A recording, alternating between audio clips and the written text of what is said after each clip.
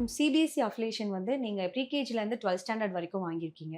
So இந்த CBSE போர்டோட benefit சொல்லுங்க ma'am. So ஜென்ரலாக சிபிஎஸ்இ போர்ட் ஃபோக்கஸ் பண்ணுறது வந்து கான்செப்சுவல் அண்டர்ஸ்டாண்டிங்.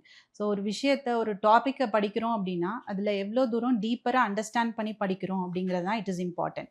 நார்மலி ட்ரெடிஷ்னல் மெத்தடாலஜியில் பார்த்துருப்பீங்க, நிறைய இம்பார்ட்டன்ஸ் மெமரைசேஷனுக்கு கொடுத்துருப்பாங்க.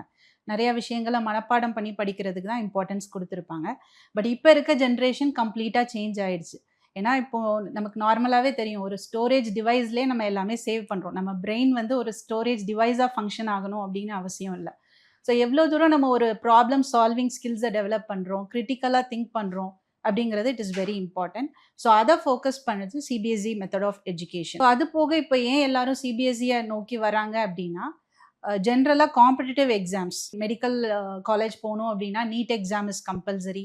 அண்ட் பெஸ்ட் இன்ஜினியரிங் காலேஜஸ், அதாவது ஐஐடி காலேஜஸ்குள்ளே போகணும் அப்படின்னா JEE exams are compulsory. So இந்த எக்ஸாம்ஸுக்கான சிலபஸ் பார்த்தீங்கன்னா சிபிஎஸ்இ போர்டோட 11th standard and 12th standard சிலபஸை எக்ஸாக்டாக அலைன் ஆகிருக்குது.